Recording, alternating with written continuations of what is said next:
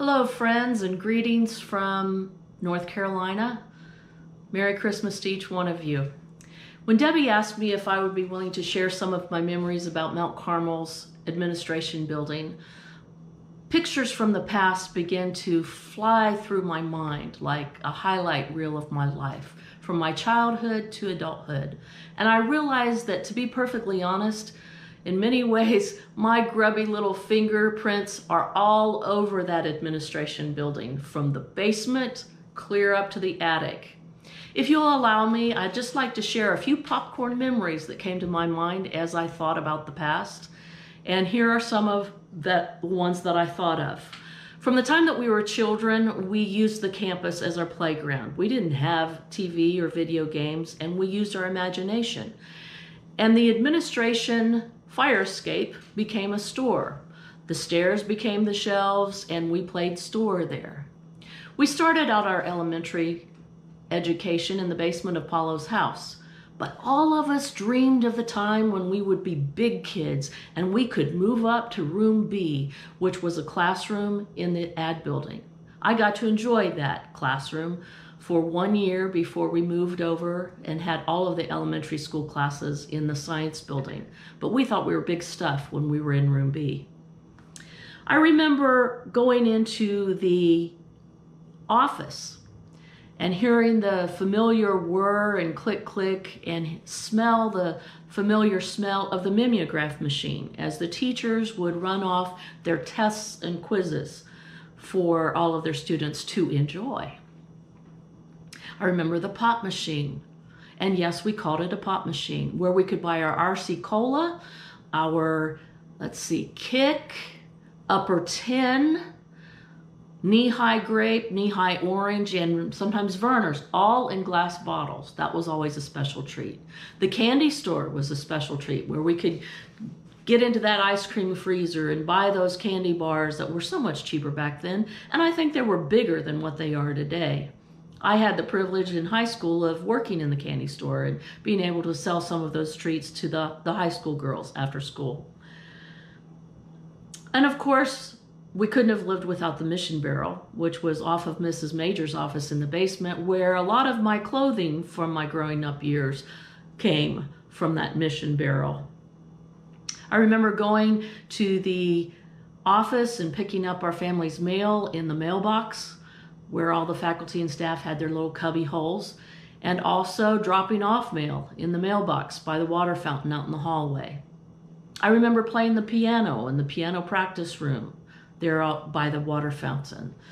And of course, a visit to Mr. Cundiff's classroom was always a highlight, where we could read the interesting things that he put on his bulletin boards and peruse his vast Rock City collection. And of course, he always challenged us with that sign under his clock that said, "Time will pass, will you?" As we got older, we enjoyed having some slumber parties in the ad building. We would drag mattresses out onto that front balcony upstairs and enjoy the fresh night air before we had to go to work the next day, cleaning or painting the dorm rooms in preparation for a new school year, or the worst days of all, going upstairs and cleaning out the attic in the heat of the summer. Those weren't fun days. Then, of course, there was the laundry in the summertime. We had the privilege of doing the camp meeting laundry, especially, where we had to wash all of the sheets and the towels and run them through the wringer washers, drag them out to the front clothesline in front of the ad building or over to the boys' dorm, carry them back, spread them out, and then fold them meticulously under the direction of Mrs. Major so that they would stack very nicely throughout the year and be ready for camp meeting the next year. Of course, we had to carry them all the way from the basement up to the attic to be stored for the next year.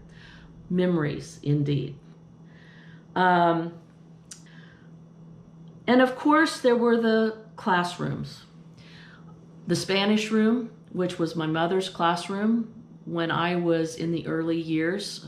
She taught Spanish there and had a student by the name of Daniel Cannell, who, when I was in high school, became my Spanish teacher for 3 years. And so I enjoyed Spanish in that classroom there in the ad building.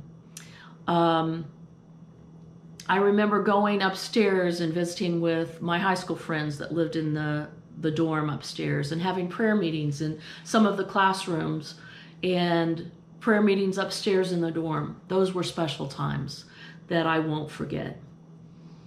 And of course, I remember going to my dad's office. Now, for some of you, going to his office was a dreaded occurrence.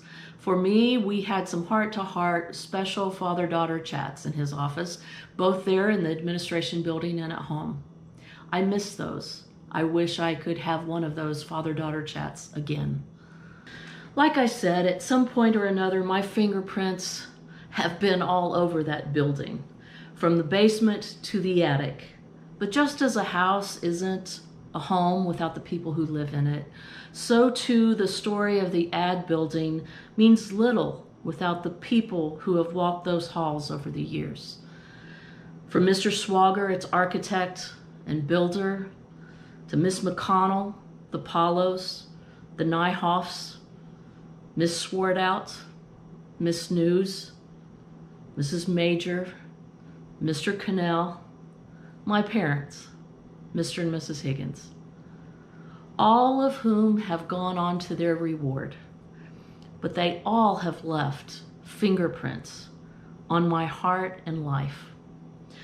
Now, just like the building itself, they weren't perfect, but their love, prayers, and investment in my life and the lives of countless other young people, that is what the living history of Mount Carmel's ad building represents to me. And I will always cherish the memories.